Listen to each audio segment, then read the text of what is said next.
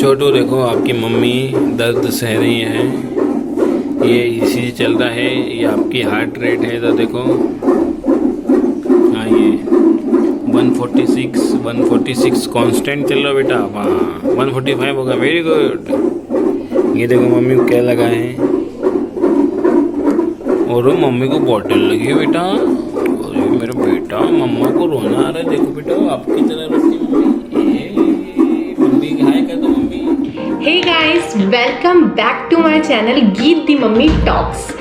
आज मैं बहुत ज़्यादा एक्साइटेड भी हूँ और नर्वस भी हूँ। वो इसीलिए क्योंकि आज हम बात करने वाले हैं, या मैं आपसे बात करने वाली हूँ अपनी डिलीवरी स्टोरी के बारे में। सभी की कोई ना कोई डिलीवरी स्टोरी होती है, किसी की अच्छी होती है, किसी की बुरी होती है। मेरी भी अच्छी है बुरी है दोनों है, तो मैं चाहती हूँ शेयर करना। मैं इसीलिए शेयर करना चाहती हूँ ताकि मेरे साथ जो गलत हुआ या मैंने जो गलतियाँ की वो कोई और ना करे। क्योंकि जब मैं प्रेग्नेंट थी तब मैंने भी यूट्यूब पे बहुत सारी डिलीवरी स्टोरीज देखी थी। आई विश मुझे भी कुछ चीज़ें बता दी गई होती कि ऐसा ऐसा होता है। बहुत सी चीज़ें नहीं बताई गई थी उन वीडियोज़ में, पर मैं आपको सब कुछ बताना चाहती हूँ कि क्या क्या हुआ था मेरी डिलीवरी वाले दिन। एंड हो सकता है ये वीडियो लंबा हो क्योंकि ये स्टोरी है पूरी, एंड ये फीमेल्स के लिए है, तो मेल्स तो आई एम होप नहीं ही देखेंगे। एंड सबसे पहली बात, मेरी डिलीवरी नॉर्मल हुई थी, पर मैं आपको बता दूं एक वुमेन बेबी डिलीवर करती, चाहे वो नॉर्मली करे या सी सेक्शन से करे, पेन दोनों को सहना पड़ता है, तकलीफ दोनों को होती है जब तक बच्चा हाथ में नहीं आ जाता। बच्चा आने के बाद अपने आप ही चेहरे पे मुस्कान आ जाती है, एक अलग ही खुशी होती है कि हम सारा दर्द भूल जाते हैं। तो नॉर्मल डिलीवरी हुई, इसका ये मतलब नहीं कि जो सी सेक्शन से डिलीवर करते हैं उन्होंने कोई दर्द नहीं सहा, उनके लिए तो लाइफ बहुत ईजी है। नहीं, उनके लिए भी बहुत टफ होती है जितना मैं समझती हूँ। चलिए स्टार्ट करते हैं। Hey guys, please subscribe this channel and make sure to hit the bell icon. सबसे पहले मैं आपको बता देती हूँ कि मैं एक PCOD, आप सभी जानते होंगे, पॉलीसिस्टिक ओवरी सिंड्रोम, उसकी शिकार हूँ। डिजीज़ है वो मुझे, तो बट मैंने उसके लिए बहुत कुछ किया, वो मैंने अलग वीडियो बनाए हैं, आप चाहें तो जाकर देख सकते हैं। उसके बावजूद मैं रेगुलरली एक्सरसाइज करती थी। मेरा वेट ज़्यादा था, 78 के आसपास था, फिर भी मैं रेगुलर एक्सरसाइज करती थी, जिसकी वजह से हमने जब प्लान किया बेबी, विदिन 1 मंथ मैं प्रेग्नेंट हो गई थी। और फिर मैं आपको बताती हूँ मेरी डिलीवरी कैसे हुई। जब मैंने बेबी डिलीवर किया था मेरी एज 29 ईयर्स थी, एंड क्योंकि मेरा वेट ज़्यादा था तो डॉक्टर ने कहा था कि आप वेट ज़्यादा मत बढ़ाइएगा अगर आप नॉर्मल डिलीवरी करना चाहते हैं। एंड बहुत से लोगों ने मुझे कहा था कि क्योंकि आप ओवरवेट हैं तो आपकी नॉर्मल डिलीवरी नहीं होगी। तो मैंने अपना माइंड सेट करके रखा था कोई दिक्कत नहीं, सी सेक्शन होगा तो भी ओके है, नॉर्मल होगी तो भी ओके, मैं ट्राई करूँगी नॉर्मली हो जाए, क्योंकि जो चीज़ नॉर्मल तरीके से होती है वो ज़्यादा अच्छी मानी जाती है। बट मेरी जो दीदी हैं उन्होंने मुझे कहा था नॉर्मल डिलीवरी के लिए, क्योंकि आपकी प्रेगनेंसी में कोई कॉम्प्लिकेशन नहीं है तो आपको एक्टिव रहना ज़रूरी है। तो मैं 3rd या 4th मंथ प्रेगनेंसी के बाद से ही डेली वॉक करती थी, मॉर्निंग और इवनिंग में तेज वॉक करती थी, स्क्वाट्स करती थी, अगर हल्की फुल्की एक्सरसाइज 9 मंथ तक मैंने की है। इसके अलावा मैं पोछा लगाती थी बैठ के, जिससे मेरी फुल लोअर पार्ट की एक्सरसाइज हो जाती थी। मैंने एक्सरसाइज डिलीवरी डेट के आने तक की है। 11 सितंबर 2019 की बात है। डेली हमारा रूटीन बन गया था, हमने नया घर लिया था, 15 दिन पहले ही हम यहाँ शिफ्ट हुए थे। कोई भी नहीं आया था हमारी बिल्डिंग में, सिर्फ हम ही आए थे, क्योंकि हम चाहते थे कि हमारा जो बेबी है हमारे खुद के घर में आए, रेंटेड हाउस में ना आए। इसीलिए बेबी प्लान करने से पहले हमने ये घर बुक किया था, एंड देन हमने बेबी प्लान किया था। तो जैसा कि होता है, जो ऑन बिल्डर्स होते हैं वो टाइम पे घर नहीं देते हैं। उन्होंने अप्रैल 2019 का कहा था और सितंबर तक भी उन्होंने नहीं दिया। बट एनी हाउ 21 अगस्त को हम सबसे पहले यहाँ रहने आ गए थे। यहाँ और कोई नहीं रहता था, मजदूर काम करते थे, लिफ्ट चालू नहीं थी, नीचे जो टाइल्स वगैरह लगी होती है कंपाउंड में वो तक नहीं लगी थी, इवन रात को यहाँ लाइट भी नहीं चलती थी। तो 11 सितंबर को ही मैंने ऑनर को फ़ोन किया था कि प्लीज़ आप एटलीस्ट नीचे ग्राउंड फ्लोर पर एक लाइट लगा दीजिए कि अगर इमरजेंसी में मुझे जाना पड़ता है, क्योंकि मेरा 9 मंथ चल रहा है, 9 मंथ मेरा 21 अगस्त को स्टार्ट हो गया था, ठीक है। और मेरी डेट थी 21 सितंबर, बट 11 सितंबर को मैंने ऑनर को फ़ोन किया कि लाइट लगवा दीजिए, और उन्होंने लगा दिया था थैंकफुली। देन 11 सितंबर को जो हमारा डेली नाइट रूटीन था कि हम खाना खाते थे एंड टीवी देखते रहते थे, मूवी लगा देती थी मैं, बेबी से रिलेटेड जो भी है वो मूवीज़ हम देखते रहते थे। उस दिन भी हमने खाना वगैरह खाया एंड मेरे हस्बैंड को उस दिन भजिए खाने का मन था क्योंकि बारिश का मौसम था, तो मैंने शायद 3-4 ही खाए थे, उन्होंने खाए थे। एंड मेरे ब्रदर इन लॉ भी यहीं थे, मेरी मम्मी भी यहीं थी, बट मेरी मम्मी की अक्सर तबीयत खराब रहती है। तो 12 बजे एग्ने में जब 5 मिनट थे तब मैं अपने बेडरूम में आई सोने, and we are astrologers as well.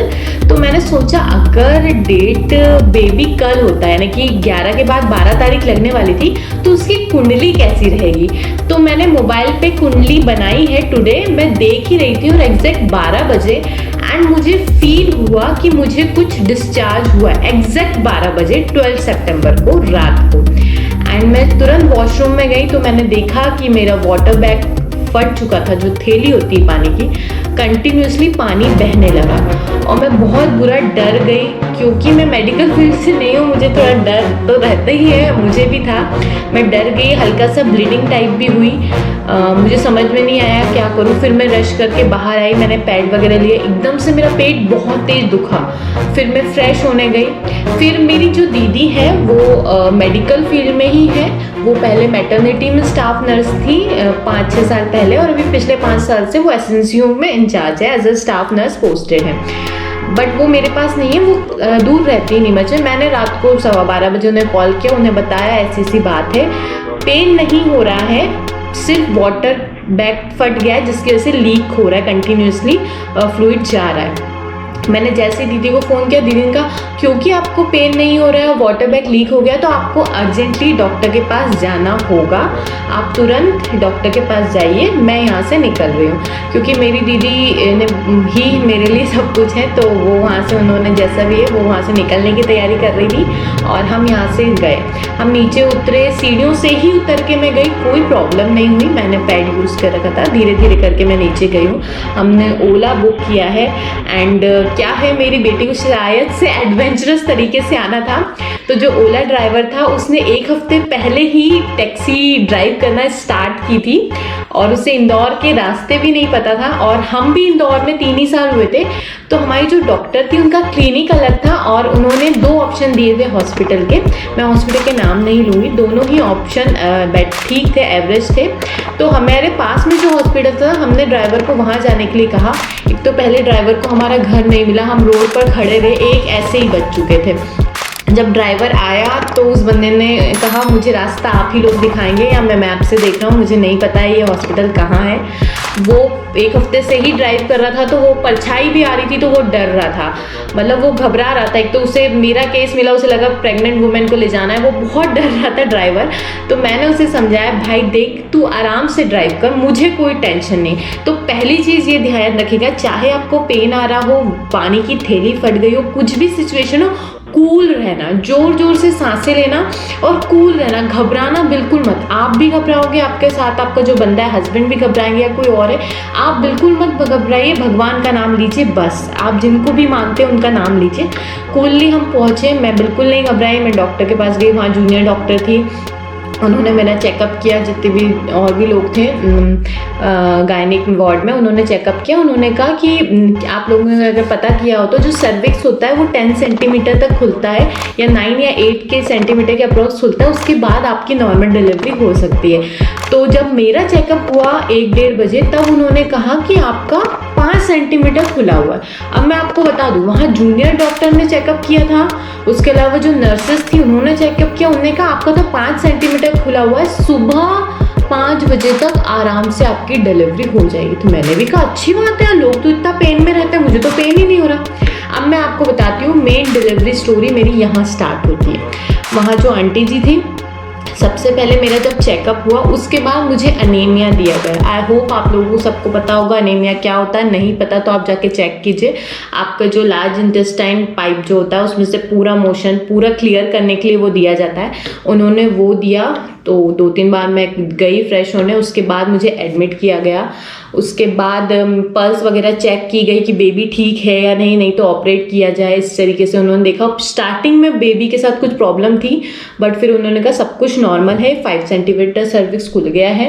And then उन्होंने मुझे पेन के इंजेक्शन दिए, क्योंकि मुझे पेन बिल्कुल भी दर्द नहीं हो रहा था। मुझे 2 बजे 2:30 बजे के अप्रॉक्सीमेटली रात में उन्होंने मुझे इंजेक्शंस दिए, तब भी मुझे कोई पेन नहीं हो रहा था। मैं आपको वीडियो दिखा देती हूँ अगर हॉस्पिटल। मैं बहुत रो रही थी क्योंकि मुझे डर लग रहा था। छोटू देखो, आपकी मम्मी दर्द सह रही हैं, ये इसी चल रहा है, ये आपकी हार्ट रेट है। तो देखो, हाँ ये 146 कांस्टेंट चल रहा बेटा। हाँ 145 होगा, वेरी गुड। ये देखो मम्मी को क्या लगा है, और मम्मी को बॉटल लगी है बेटा। अरे मेरा बेटा, मम्मा को रोना आ रहा है। देखो बेटा, आपकी तरह रोती मम्मी। ये मम्मी हाय कर दो, मम्मी छोटू हाय कर दो। ये छोटू हाय कर दिया। रिकॉर्डिंग हो रही है। तुम्हारे पापा भी देख ले बेटा, नहीं तो तुम कहोगे कि पापा को नहीं पता। पापा दिख रहे क्या? पापा दिख रहे ना बेटा। चलो 4 बजे के करीब मेरी दीदी का फ़ोन आया कि मैं बस में बैठ गई हूँ, मैं 10 बजे तक आ जाऊँगी वहाँ पे। तो मुझे थोड़ा रिलैक्स लगा, बट मैं स्टिल बहुत रो रही थी। मुझे बहुत डर लग रहा था कि क्या होगा। मॉर्निंग में हम सो नहीं पाए। 5 बजे मेरी मदर इन लॉ को भी हमने फ़ोन कर दिया था। उसके बाद 6-7 बजे थोड़ा मैं सोई हूँ, पेन नहीं था। 8 बजे इंजेक्शन 2 बजे के बाद दिया था उन्होंने पेन का। 8 बजे मुझे थोड़ा सा पेन स्टार्ट हुआ। अब मैं आपको बताती हूँ पेन कैसा होता है। जिन लोगों को पीरियड्स पेन कभी हुआ ही नहीं होता तो बिल्कुल नहीं हुआ। पेन इस तरह वेव की तरह होता है। बहुत पीक पे आपका पेन जाएगा, फिर वो पेन कम होगा, है ना, कम हो जाएगा। फिर 10 मिनट बाद वो सेम पेन आएगा, धीरे धीरे बढ़ेगा बहुत तेज।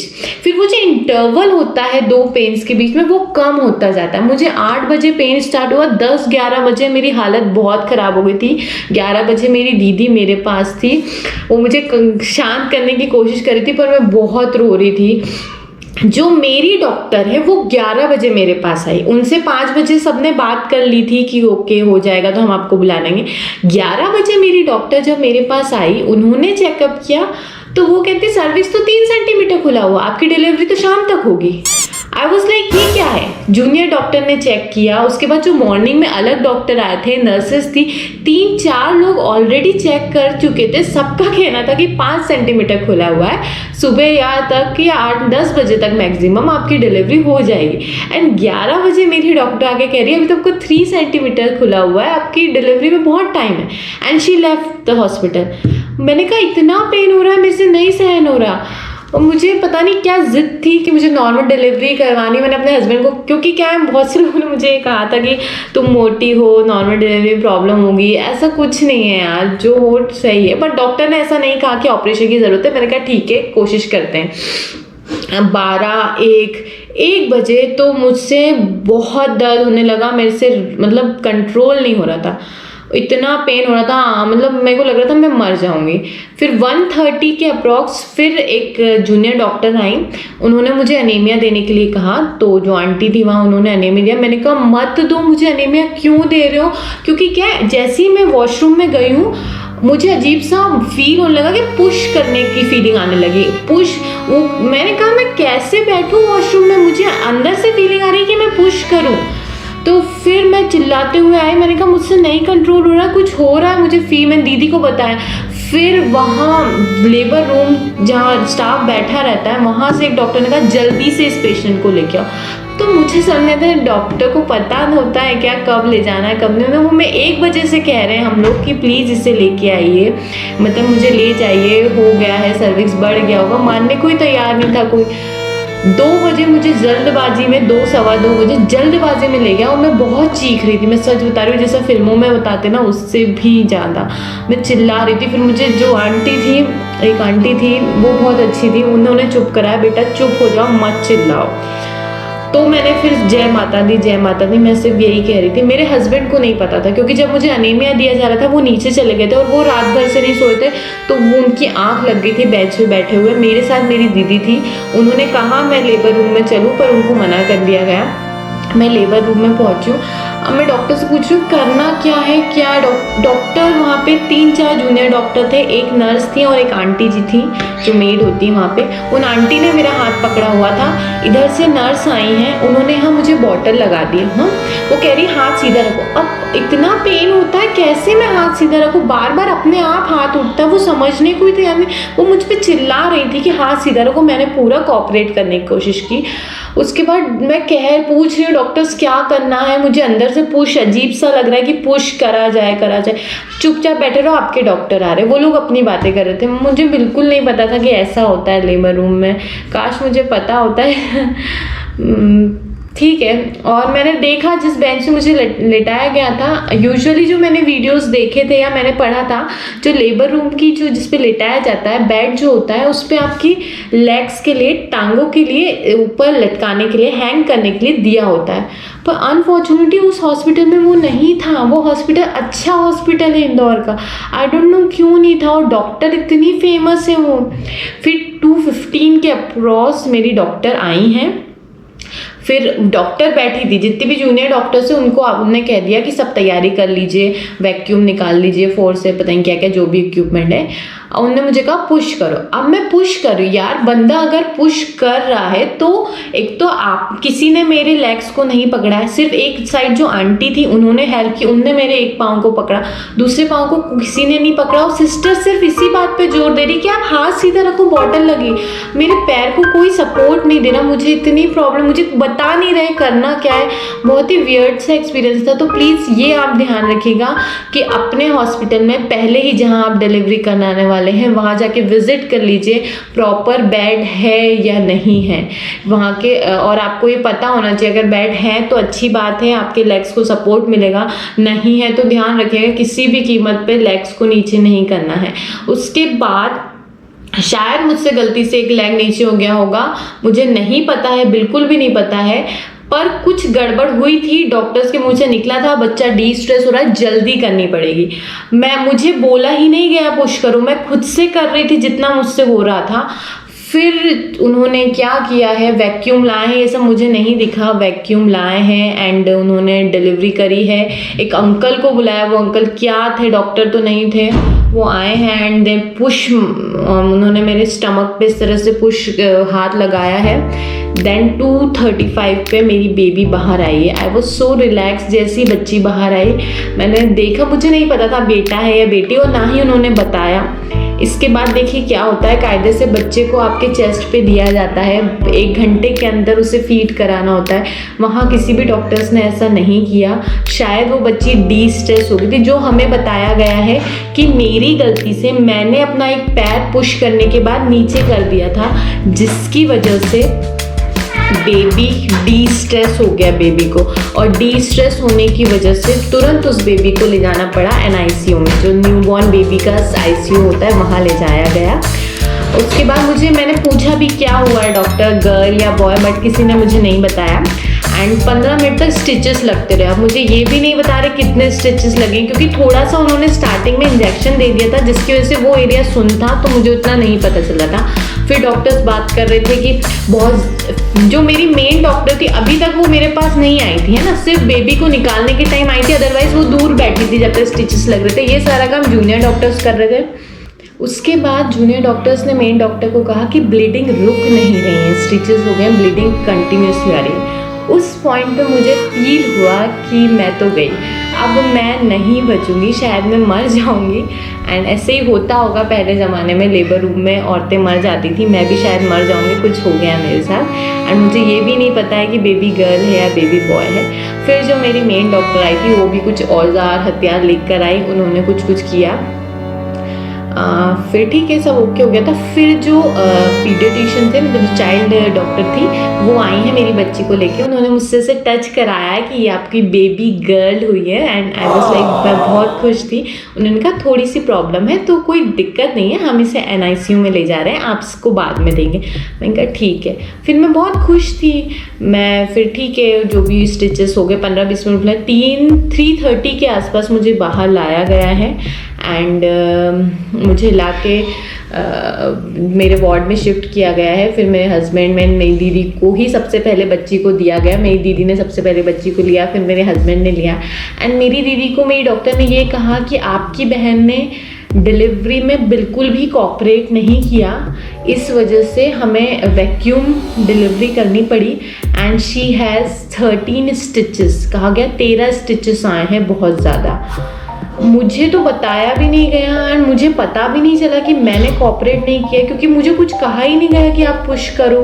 मैं तो वेट पूछती रह गई, मुझे कुछ बताया नहीं गया। मेरे पैर को आपने सपोर्ट नहीं दिया, मुझे क्या पता था?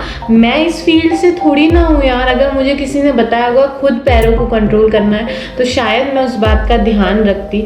मैंने जितने भी वीडियोस देखे थे उसमें दोनों पैरों को हैंग करने के लिए दिया जाता है। एंड फिर मैंने बाद में पता किया, मेरे ही केस के बाद वो वाला बेड ले आए थे। इसके अलावा फिर बेबी ठीक है, यही थी मेरी डिलीवरी स्टोरी। तो प्लीज़ आप कुछ चीज़ों का ध्यान रखिएगा कि आप पहले से हॉस्पिटल जाने की व्यवस्था करके रखिएगा अपनी खुद की, अगर पॉसिबल हो तो। वाटर बैग फटता है तो तुरंत जाए, पेन आया है तो थोड़ी देर से जा सकते हैं। उसके बाद हॉस्पिटल कैसा है, वहाँ का स्टाफ कैसा है, प्लीज़ पहले ही जाके विजिट करके आप पता लगा लीजिए आपके घर से कितनी दूर है। रिव्यू वगैरह गूगल पे आप खुद भी दीजिए, अगर किसी हॉस्पिटल का आपको पता है, पॉजिटिव नेगेटिव दोनों, आप खुद भी चेक करके ही जाएं। मैंने उस हॉस्पिटल का नेगेटिव रिव्यू दिया है। इसके बाद आप वहाँ जितनी भी डिलीवरी स्टोरीज़ हैं आप देखते हैं, अगर आपके कोई मेडिकल सुपरविजन में पहचान का है तो उनसे बात कीजिए। डरिए बिल्कुल नहीं, भगवान ने ये हमें शक्ति दी है तो कुछ ना कुछ हो ही जाएगा। दर्द तो अब होता ही है, लेकिन जब बच्चा आपके हाथ में आता है तो आपको बहुत खुशी होती है। मुझे उम्मीद है मेरी इस डिलीवरी स्टोरी से आपको कुछ फ़ायदा ही होगा, जो लोग ये देख रहे हैं कि क्या चीज़ें नहीं करनी चाहिए और किन चीज़ों का ध्यान रखना चाहिए। आई होप आप इस चैनल को सब्सक्राइब करेंगे। तब तक के लिए बाय।